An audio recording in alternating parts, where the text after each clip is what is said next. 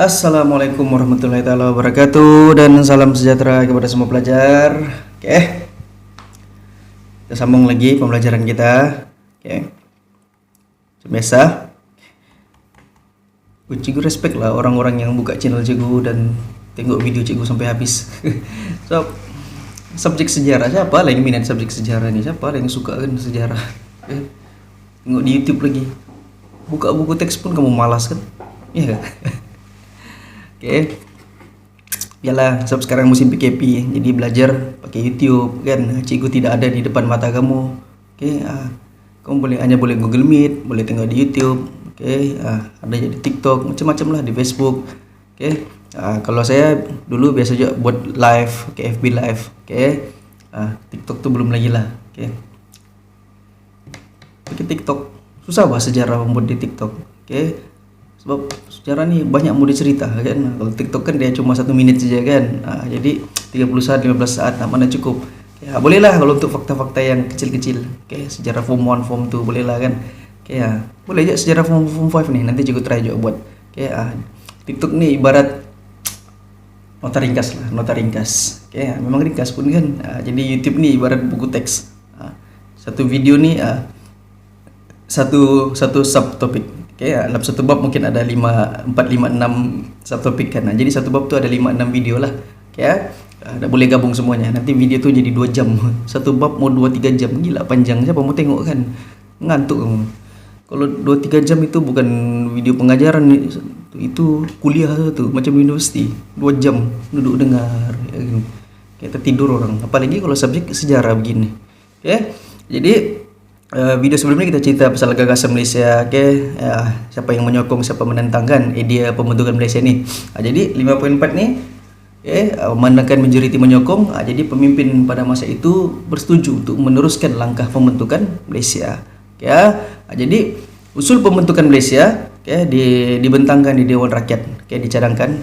Sudah diusulkan di Dewan Rakyat pada 16 Oktober 1961 di Tanah Melayu lah, dan Parlimen pada masa itu majoriti menyokong pembentukan Malaysia. Jadi Persekutuan Tanah Melayu pada masa itu yang menggerakkan usaha untuk membentuk Malaysia. Ibarat Persekutuan Tanah Melayu ni mau mengurat Sabah, Sarawak, mengurat Brunei dan Singapura kan, untuk bergabung menjadi satu family. Mengurat 4 lah, 1 Sabah, Sarawak. 4 tu kali ya. Tamak juga. Dahlah, ini untuk apa? Untuk negara, untuk bentuk sebuah negara yang bernama Malaysia. Persekutuan Tanah Melayu sunyi bah sendiri-sendiri kan. Mana best kalau sendiri-sendiri kan. Kalau ramai-ramai lagi best. Jadi banyak usaha. Yang pertama lawatan ke negeri-negeri yang terlibat. Penubuhan jawatan kuasa. Ada referendum, ada rundingan, ada Suruhanjaya. Macam-macam lah usaha untuk mereka buat untuk capai hasrat bentuk sebuah negara yang bernama Malaysia ini. Memandangkan baju cikgu ni, cikgu punya Kamado Tanjiro. Ada warna hijau. Jadi saya buka sebab sama dengan warna dinding di belakang. Jadi tak boleh. Untuk kasih tak boleh on green screen. Nanti terganggu. Sebab sama warna kan, nanti hilang pula warna baju. Jadi 5.4 langkah pembentukan Malaysia. Jadi yang pertama iaitu siri lawatan. Siri lawatan Tun Abdul Rahman Julai 1961. Tun Abdul Rahman melawat Sarawak dan Brunei. Lepas tu mereka Tun Abdul Rahman terangkanlah apa tujuannya, apa matlamatnya untuk membentuk Malaysia ni. Lepas tu Kerajaan Persekutuan Tanah Melayu mengatur lawatan pemimpin Sarawak dan Sabah ke Persekutuan Tanah Melayu. Pemimpin Sabah dan Sarawak pula yang membalas lawatan. Jadi siapa yang pergi? 1962 ni Datuk Bandar Abang Haji Mustafa, Temenggung juga anak Berieng, Donald Stephen dan Datuk Mustafa. Mereka 4 orang pergi meninjau kemajuan Persekutuan Tanah Melayu. Tengok macam mana kemajuan Persekutuan Tanah Melayu selepas merdeka. Padahal sama aja pun. Sama-sama pun maju. Walaupun Sabah Sarawak belum merdeka, Sabah Sarawak pada masa itu pun bandar-bandarnya pun sudah maju, ekonomi pun sudah maju. Alright. Jadi tengok oh kalau sama-sama begini, kita bolehlah sama-sama membangun kan, sama-sama naik, sama-sama pun dijajah oleh British, tidak beza pun.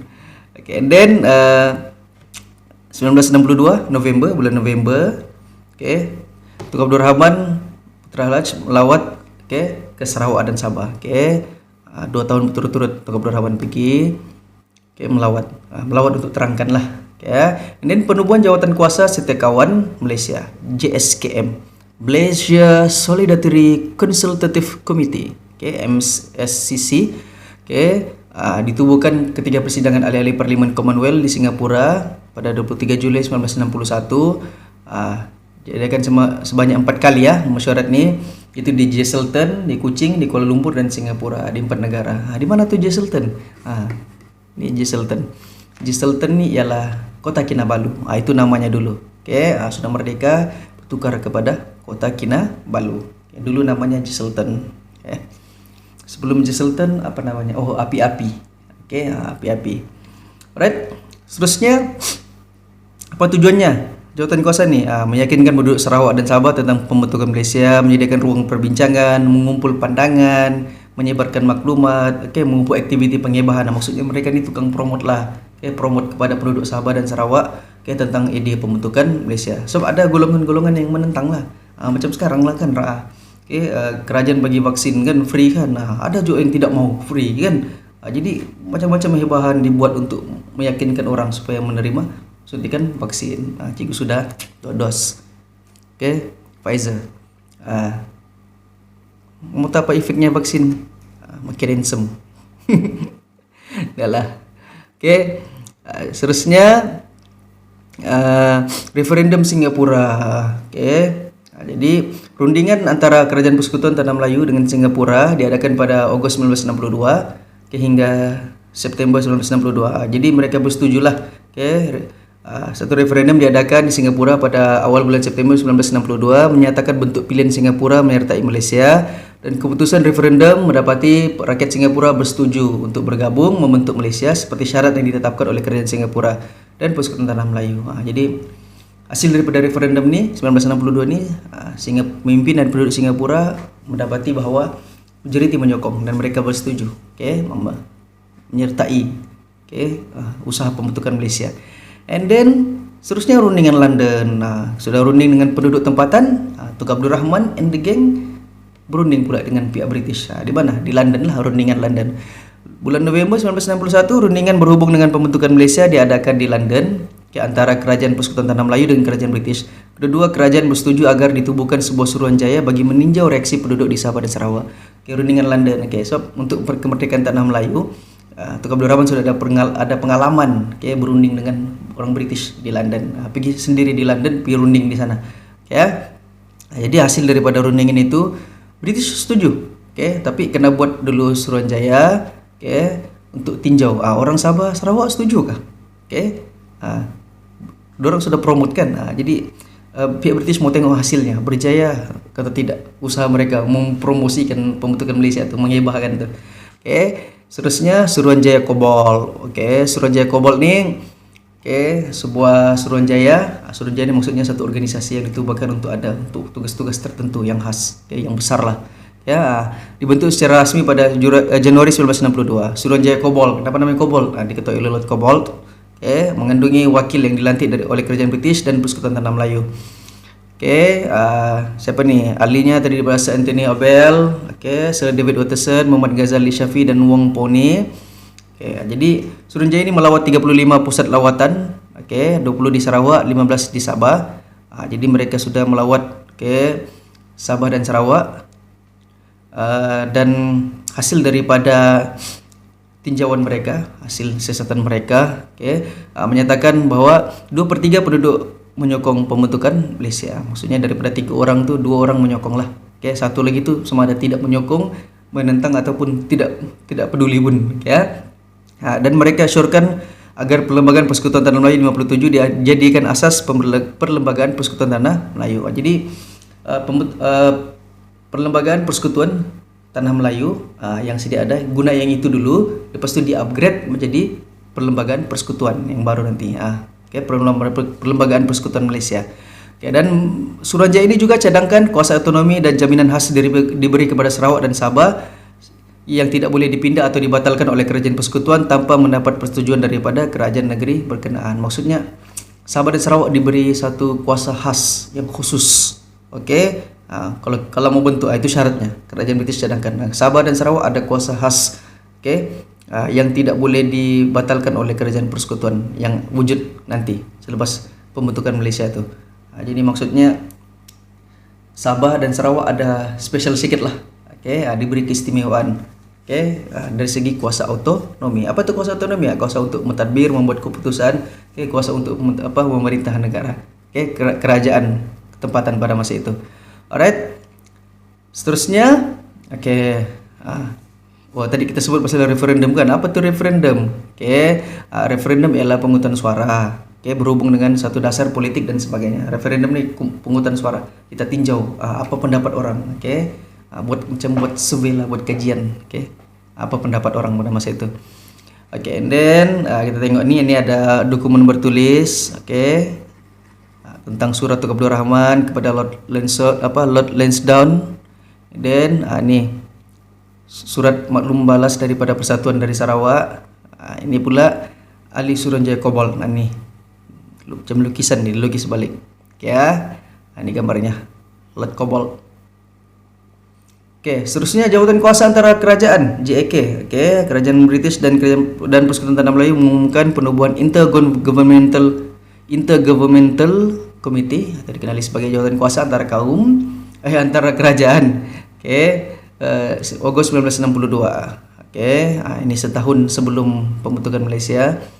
Jawatan kuasa ini diwakili oleh kerajaan British, Persekutuan Tanah Melayu, Sarawak dan Sabah. Jadi tujuannya apa? Menyediakan rangka perlembagaan. Maksudnya setahun sebelum pembentukan Malaysia itu sudah on lah, orang setuju sudah. Orang setuju sudah pembentukan Malaysia ini dan tinggal buat bentuk perlembagaan persekutuan. Sebab untuk bentuk sebuah negara kena ada perlembagaan. Perlembagaan ini undang-undang tertinggi negara. Itu penting. Kena ada undang-undang dulu baru ada negara. Jadi yang dipengerusikan oleh Lord Lansdowne, Menteri Tanah Jajahan, timbalan pengerusi ialah Tun Abdul Razak Husin, Wakil Sarawak, Ketua Usaha. Ini baca sendirilah. Tidak penting tu. Jawatan kuasa ini mempunyai 5 jawatan kuasa kecil. Ada yang menguruskan perlembagaan, kewangan, perkhidmatan awam, perundangan dan kehakiman, organisasi jabatan. Maksudnya 5 benda ni mereka perlu settlekan dulu baru bentuk sebuah negara baru. Macam mana perlembagaan negara baru ni? Nanti kewangan macam mana? Macam mana kita bagi-bagi duit? Macam mana kita mau salurkan duit ni? Perkhidmatan awam, nanti kerajaan macam mana? Siapa yang bekerja untuk kerajaan? Perundangan dan kehakiman, undang-undang macam mana? Sebab Sabah sebelum tu undang-undangnya lain, Sarawak lain, Tanah Melayu pun lain. Jadi mereka perlu untuk perlembagaan persekutuan buat undang-undang yang sesuai untuk semua, yang adil untuk semua. Perlu bincang itu dulu. Baru bentuk negara. Sebab kita tidak mau nanti ada berlaku pertelingkahan. Jadi bila sudah ada undang-undang, ada kehakimannya, kita sudah atur. Jadi kita boleh rujuk, kita boleh ikut apa yang kita sudah persetujui. Jadi mereka mengadakan mesyuarat pertama di mana? Jesselton, Kota Kinabalu. And then mesyuarat terakhir diadakan di Kuala Lumpur, 1962. Jadi jawatan kuasa ini mengusulkan 18 perkara bagi Sarawak dan 20 perkara bagi Sabah yang perlu dimasukkan dalam perlembagaan persekutuan untuk menjamin hak serta kepentingan Sarawak dan Sabah. Maksudnya di Sarawak ada 18 perkara kau kena ikut. Sarawak setuju bergabung membentuk Malaysia. Tapi ada syaratnya, ada 18 syarat. Sabah pun setuju dan ada 20 syarat. Syarat ini masih dipegang sampai sekarang. Jadi kena ikut. Maksudnya itu hak memang negeri Sarawak dan Sabah. Bukan senang-senang mau kahwin lah, mesti ada dia punya syarat. Alright. Jadi pertama, antara yang menjadi asas teras utama perlembagaan. Ini asas teras utama. Yang 18 sama 20 perkara tu nanti kita bincang kemudian. Itu panjang sikit. Jadi asas perlembagaan persekutuan. Islam adalah agama persekutuan Malaysia, tapi dikecualikan kepada Sarawak dan Sabah. Di Sarawak dan Sabah tidak agama yang rasmi. Sama semuanya. Tetapi Sebagai sebuah negara Malaysia, agama Islam adalah agama rasmi. Tapi kalau di peringkat negeri Sarawak dan Sabah, tiada agama rasmi. Tetapi pemimpin tertinggi negeri Sabah dan Sarawak, dia mesti orang Islam. Dia memang orang Islam.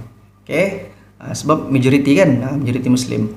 And then bahasa Melayu ialah bahasa rasmi persekutuan, tetapi bahasa Inggeris juga digunakan sebagai bahasa rasmi di Sarawak dan Sabah. Sistem pendidikan dikekalkan di bawah kawalan Kerajaan Persekutuan kecuali di Sarawak dan Sabah. Sistem pendidikan di Sarawak dan Sabah kekal di bawah bahagian kerajaan negeri sehingga majlis negeri membuat pindaan. Jadi pendidikan Sabah lain, Sarawak lain, Semenanjung pun lain pada masa itu. Tapi sekarang kita semua seragam di bawah Kerajaan Persekutuan. Semua sekolah di Semenanjung, di Sarawak semua sama ya. Sama. Semua kita ikut Kerajaan Persekutuan. Dan dalam parlimen Malaysia terdapat sebanyak 24 kerusi hendaklah diperuntukkan kepada Sarawak dan 16 kerusi kepada Sabah dan 15 kerusi kepada Singapura. Sabah punya besar 16 saja. Singapura punya kecil dapat 15 kerusi pula. Jadi macam lain pula kan. Itu urusan mereka dulu. Tapi sekarang kita sudah ada 222 kerusi bagi-bagi satu Malaysia. Cukup pun tidak tahu berapa puluh sudah. Ini dulu sikit saja jumlah kursi parlimen. Dan kuasa imigresen diletak di bawah Kerajaan Persekutuan, tetapi Sabah dan Sarawak diberi kuasa tersendiri untuk mengendalikan hal oleh imigresen. Ini kamu kena tahu. Orang Semenanjung mau masuk Sabah kena pakai paspor. Walaupun dalam satu negara. Kenapa? Ini perjanjiannya. Pembentukan Malaysia. Sabah punya undang-undang imigresen. Sabah punya hak. Sabah berhak untuk melarang siapa-siapa saja dari luar negara ataupun dari Semenanjung. Kalau contoh kerajaan Sabah tidak mau orang ini masuk ke Sabah, tidak kira lah dia dari Australia ke Indonesia ke, dari Semenanjung ke, kan kalau kerajaan Sabah menghalang dia masuk ke Sabah, kerajaan Sabah berhak untuk menghalang. Sebab kuasa imigresen di bawah kerajaan negeri Sabah. Dan kerajaan Sabah masih kekalkan orang Semenanjung yang mau masuk ke Sabah kena pakai paspor. Padahal dalam negara kan, patutnya paspor di luar negara kan. Kenapa? Itulah undang-undang imigresen Sabah. Sabah dan Sarawak asalnya memang sebuah negara. Dan mereka mau kekalkan tuh. Belum diubah lagi lah. Sepatutnya tidak payah lah, tidak payah lah kan pakai paspor kan. Tapi undang-undang itu belum dipindah lagi, masih kekal lagi. Negeri Sabah masih kuasa imigresen Sabah. Imigresen Sabah masih mengekalkan peraturan tersebut. Orang Semenanjung yang mau masuk ke Sabah, kena pakai paspor. Ataupun apa-apa pas lah. Pelajar ke apa kan. Tetapi kalau orang Sabah mau pergi Semenanjung pakai IC sih, tidak masalah, tidak perlu pakai paspor. Itu bezanya undang-undang imigresen di Sabah dan Semenanjung. And then yang perkara 18 tuh 20 itu kemudian kita bincang banyak lagi itu. Apa keistimewaan diberikan kepada Sabah 20 tuh. Dan apa 18 tuh untuk Sarawak. Jadi ini kita kena paham. Juga sudah bincang sebelum nih kuasa sistem persekutuan kan, ada kuasa kerajaan negeri, ada kuasa kerajaan persekutuan. Jadi kalau negeri Sabah dan Sarawak ada banyak bidang kuasa yang berbeza dengan negeri-negeri lain di Semenanjung. Sebab apa? Itulah salah termasuk dalam syarat 18 perkara Sarawak dan 20 perkara Sabah tuh. Jadi apapun yang berlaku terdahulu, hasil kebijaksanaan pemimpin terdahulu, apa yang mereka bincangkan, apa yang mereka usulkan itu semua, apa yang mereka usahakan, maka akhirnya terbentuklah sebuah negara baru, persekutuan baru yang bernama Malaysia. 16 September 1963. Inilah dia punya usaha-usaha sehingga terbentuknya Malaysia. Itulah langkah-langkahnya dari referendum, Suruhanjaya, rundingan apa semua, pungutan suara kan apa semua nih. In the end semuanya pun bersetuju. Beberapa tahun mereka berusaha untuk realisasikan sebuah proyek yang besar ini. Bilang orang macam mana ya, mau gabung 3 negara nih kan, 4 negara nih kan. Bukannya perkara yang mudah sebenarnya, sangat susah sebenarnya kan. Kita mau mendapatkan persetujuan, bukan saja persetujuan pemimpin, mau tanya lagi orang-orang tempatan macam mana, setuju ke tidak, apa yang kamu mau, apa yang tidak boleh, apa yang tidak boleh. Memang sangat susah, sangat banyak kerjanya, tapi mereka dapat menjayakan usaha ini dan mencapai matlamatnya melalui pembentukan Malaysia. Alright, terima kasih kepada pemimpin-pemimpin yang terdahulu. You are the best. Mereka sudah tiada, kita doakan saja. Alright, especially Tunku Abdul Rahman. Jadi itu saja, juga harap kamu paham macam mana Malaysia ini boleh terbentuk. Oke, supaya kamu paham, jangan jadi orang bongok yang komen-komen sembarang begini, yang ada sentimen kenegerian. Oke, cakap negeri itu begini, negeri begini. Kamu kena paham sejarahnya. Oke, paham sejarahnya dan paham keadaan situasi semasa. Baru tiadalah pergaduhan, tiadalah bilang orang kecam mengecam antara negeri. Oke, kalau orang paham sejarah dia tidak sebodoh itulah. Oke, suka-suka ya maki-maki negeri orang, kutuk-kutuk negeri orang begini-begini ya. Tidak boleh begitu jangan begitu. Apalagi zaman media sosial sekarang nih kan. Oke, kau kutuk satu orang dari kau petik ya nama negeri, habis kau satu negeri kecam kau. Ya itu bahaya. Apalagi kalau orang Sabah, try kau kutuk-kutuk di Facebook. Sekejap sih tuh kena base, kena bahan dibalas tuh. Inilah bahayanya media sosial nih kan.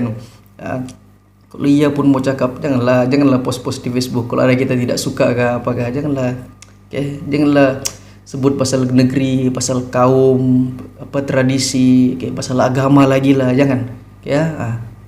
Coba elakkan begitu. Macam mana kita mau elakkan? Kita kena pahamlah sejarah. Bila kita paham sejarah, kita paham agama orang lain, kita paham budaya orang lain, sentimen negeri orang lain, jadi kita tidak akan cakap benda-benda yang tidak sepatutnya begitu, terutamanya di media sosial. Oke guys, jadi kita jaga perpaduan di negara kita ini. Kita sebagai orang yang educated, yang berpendidikan, yang belajar sejarah, kita sepatutnya paham. Kita tidak sepatutnya jadi orang yang macam itu. Paham?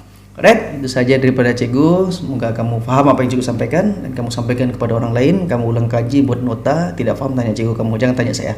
Itu saja daripada saya. Selamat mengulang kaji. Bye bye. Good luck SPM.